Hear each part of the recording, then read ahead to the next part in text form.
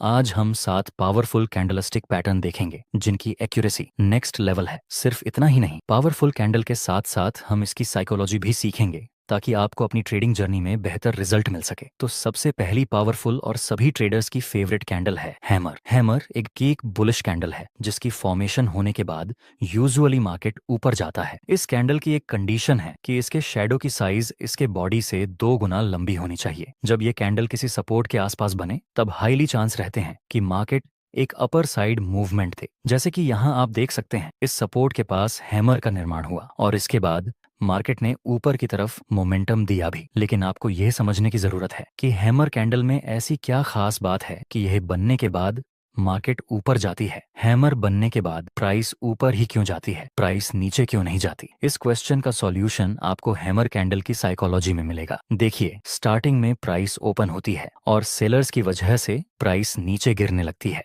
पर किसी important support के पास बायर्स एक्टिव होते हैं और प्राइस को ऊपर की तरफ पुश करते हैं। एंड में प्राइस जहां ओपन हुई थी उसके भी ऊपर बायर्स प्राइस को क्लोज करवाने में कामयाब रहते हैं। शुरुआत में सेलर्स ने पूरी कोशिश की थी प्राइस को नीचे गिराने की, लेकिन एंड में बायर्स ने पूरा कंट्रोल लेकर अपना डोमिनेंस दिखाया, जिसके बाद हमें हैमर कैंडल जैसी फॉर्मेशन मिलती है। इस कैंडल में अभी बायर्स का डोमिनेंस है। जब दूसरी कैंडल भी इस हैमर के हाई के ऊपर क्लोज हो जाए तब हम कंफर्म हो जाते हैं कि अब प्राइस यहां से एक अपर साइड मूवमेंट दे सकती है, क्योंकि यह दोनों ही कैंडल में बायर्स का डोमिनेंस है। अब दूसरी इंपॉर्टेंट कैंडल देखते हैं जो कि सेलर्स की पसंदीदा कैंडल में से एक है, वह है शूटिंग स्टार। शूटिंग स्टार एक भी बेयरिश कैंडल है जिसकी फॉर्मेशन होने के बाद यूजुअली प्राइस नीचे गिरती है। इसकी भी एक कंडीशन है कि इसके शैडो की लंबाई इसके बॉडी से मिनिमम 2 गुना ज्यादा होना चाहिए। जब यह कैंडल किसी रेजिस्टेंस के आसपास बने तो हाईली चांस रहेंगे कि प्राइस नीचे गिरे। जैसे आप देख सकते हैं, यहाँ मार्केट पहले अपर ट्रेंड में मूव कर रहा था, फिर हमें एक पुल बैक देखने को मिला और इस रेजिस्टेंस के पास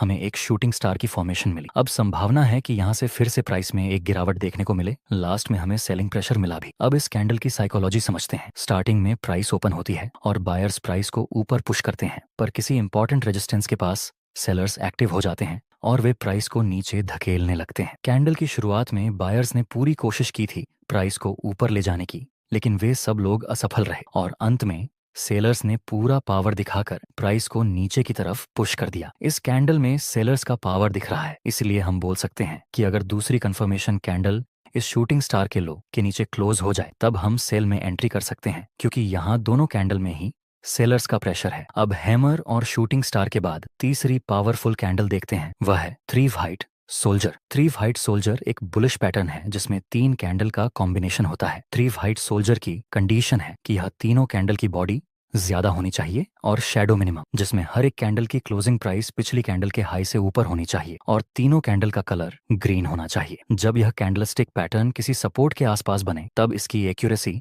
नेक्स्ट लेवल तक पहुंच जाती है। दोस्तों, क्या आप इसको three white soldier pattern consider कर सकते हैं? नहीं, इसको हम थ्री व्हाइट सोल्जर कंसीडर नहीं कर सकते, क्योंकि इसमें दूसरी वाली कैंडल की क्लोजिंग प्राइस इस फर्स्ट वाली कैंडल के हाई से नीचे है, इसलिए हम इसको थ्री व्हाइट सोल्जर पैटर्न नहीं बोल सकते। अब थ्री व्हाइट सोल्जर की साइकोलॉजी समझते हैं। पहली कैंडल बनती है और बायर्स का फुल पावर होने की वजह से प्राइस ऊपर ही क्लोज हो जाती है। दूसरी कैंडल ओपन होती है और इसमें भी बायर्स अपना डोमिनेंस दिखाकर प्राइस को ऊपर पुश करने लगते हैं। दूसरी कैंडल भी ऊपर ही क्लोज हो जाती है। आखिर में तीसरी कैंडल भी ओपन होने के साथ बायर्स फिर से एक्टिव हो जाते हैं और एक बार फिर से प्राइस को ऊपर पुश करते हैं और प्राइस ऊपर ही क्लोज हो जाती है। यह तीनों कैंडल में बायर्स का फुल पोटेंशियल है, इसलिए थ्री व्हाइट सोल्जर की एक्यूरेसी ज्यादा है। चलिए इसको एक एग्जांपल के साथ समझते हैं। यहाँ शुरुआत में प्राइस नीचे आता है, उसके बाद फिर से ऊपर चला गया। जहां से मार्केट ने ऊपर की डायरेक्शन में मूव किया था वह एरिया हमारे लिए सपोर्ट का काम करेगा। नेक्स्ट हम देखें तो प्राइस इसी सपोर्ट के पास 3 व्हाइट सोल्जर की फॉर्मेशन बनाता है, जो कि हाईली एक्यूरेट कैंडलस्टिक पैटर्न में से एक है। तो अब हम बाय में एंट्री कर सकते हैं, जिसमें स्टॉप लॉस इस 3 व्हाइट सोल्जर के लो से थोड़ा नीचे रखेंगे और प्रॉफिट टारगेट के लिए हम इस नजदीकी रेजिस्टेंस का यूज करेंगे। आगे हमारा प्रॉफिट टारगेट भी कंप्लीट हो चुका है। दोस्तों,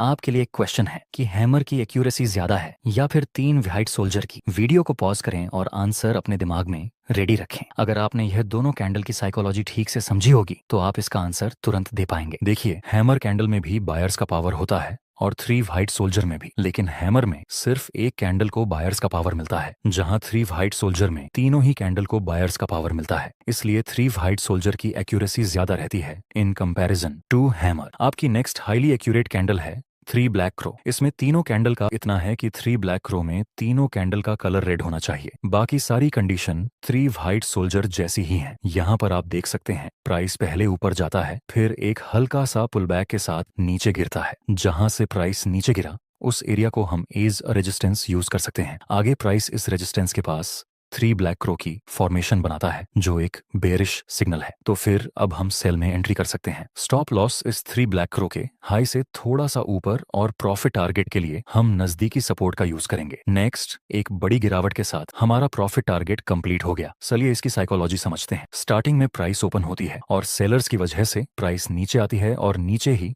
प्राइस क्लोज हो जाती है। दूसरी कैंडल में भी सेलर्स की एक्टिविटी ज्यादा होने की वजह से प्राइस ओपन होकर नीचे क्लोज हो जाती है और थर्ड कैंडल में सेलर्स का पावर ज्यादा होने की वजह से प्राइस ओपन होकर नीचे क्लोज हो जाती है। यह तीनों ही कैंडल में सेलर्स सेल करने में ज्यादा इंटरेस्टेड हैं, इसलिए यहाँ संभावना है कि आगे भी प्राइस नीचे गिर सकती है। दोस्तों, इस वीडियो में हमने ट्रेडिंग के बहुत सारे न्यू कॉन्सेप्ट ऐड किए हैं, जिससे कि आपकी ट्रेडिंग जर्नी सिंपल हो जाए। वीडियो बनाने में हमारी पूरी टीम की बहुत ज्यादा मेहनत लगी है। अगर आप हमें सपोर्ट करना चाहते हैं तो एक लाइक जरूर कर देना। आपकी नेक्स्ट कैंडल है बुलिश एंगल्फिंग। ये कैंडलस्टिक पैटर्न 2 कैंडल के कॉम्बिनेशन से बनती है, जिसमें पहले वाली कैंडल का कलर रेड होना चाहिए और दूसरी बड़ी कैंडल का कलर ग्रीन होना चाहिए। यह बुलिश कैंडल है, तो यह किसी सपोर्ट के आसपास बननी चाहिए। इसकी एक और कंडीशन है कि यह फर्स्ट वाली कैंडल का हाई एंड लो पूरी तरह से दूसरी वाली ग्रीन कैंडल के अंदर होना चाहिए। यहाँ पर आप देख सकते हैं इस इंपॉर्टेंट सपोर्ट के पास बुलिश एंगल्फिंग पैटर्न का निर्माण हुआ और फिर प्राइस ने अपर साइड मूवमेंट दिया भी था। इसके पीछे की साइकोलॉजी समझते हैं। स्टार्टिंग में प्राइस ओपन होती है और सेलर्स की वजह से प्राइस नीचे मूवमेंट देती है और नीचे ही कैंडल क्लोज हो जाती है। मतलब इस कैंडल में अभी सेलर्स का डोमिनेंस है। दूसरी कैंडल हल्का सा गैप डाउन होकर ओपन होती है, जहां सेलर्स प्राइस को नीचे ले जाने की कोशिश करते हैं, लेकिन करेंटली बायर्स एक्टिव होते हैं और वे प्राइस को फुल पावर के साथ ऊपर पुश करने की कोशिश करते हैं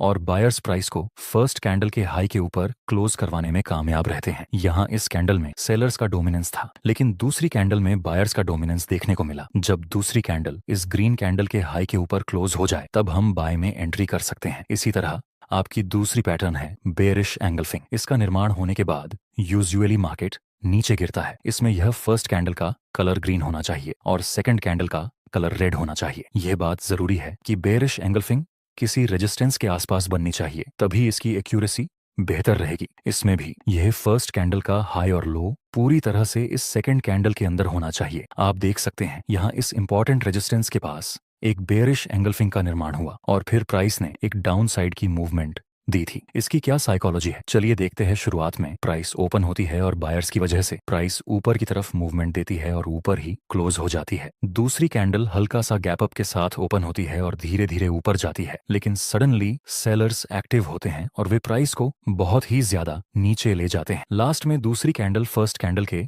लो के नीचे क्लोज हो जाती है। इस फर्स्ट कैंडल में बायर्स का डोमिनेंस था, लेकिन दूसरी कैंडल में सेलर्स ने अपना पोटेंशियल दिखाया। जब कंफर्मेशन कैंडल इस रेड कैंडल के नीचे क्लोज हो जाए तब हम सेल में एंट्री कर सकते हैं। आपकी आखिरी कैंडलस्टिक पैटर्न है डोजी। दोस्तों, डोजी एक इंडिसीजन कैंडल है। डोजी कई तरह की होती है, जैसे कि dragon fly doji, long leg doji, common doji, लेकिन आपको इसको इतना कॉम्प्लिकेटेड नहीं करना है, आपको इसे सिंपल ही रखना है। देखिए, डोजी में जो बॉडी होती है वह बिल्कुल ही ना के बराबर होती है और लंबे शेडो होते हैं। इसको आप बाय करने के लिए भी यूज कर सकते हैं और सेल करने के लिए भी यूज कर सकते हैं। कैसे, आइए देखते हैं। जब किसी इंपॉर्टेंट सपोर्ट के पास डोजी कैंडल मिले और दूसरी कैंडल डोजी के हाई के ऊपर क्लोज हो जाए तब आप बाय में एंट्री कर सकते हैं। इसी तरह जब डोजी किसी इंपॉर्टेंट रेजिस्टेंस के पास बने और दूसरी कंफर्मेशन कैंडल डोजी के लोरी के नीचे क्लोज हो जाए तब आप सेल में एंट्री कर सकते हैं। याद रहे दोस्तों, डोजी के आधार पर ट्रेड लेते समय आपको हमेशा कंफर्मेशन कैंडल का वेट करना है, क्योंकि यह इंडिसीजन कैंडल है। चलिए इसकी साइकोलॉजी समझते हैं। शुरुआत में प्राइस ओपन होती है और सेलर्स प्राइस को नीचे पुश करते हैं, लेकिन बायर्स एक बार फिर से प्राइस को ऊपर ले जाते हैं। जैसे ही प्राइस ऊपर जाती है, सेलर्स फिर से एक्टिव होते हैं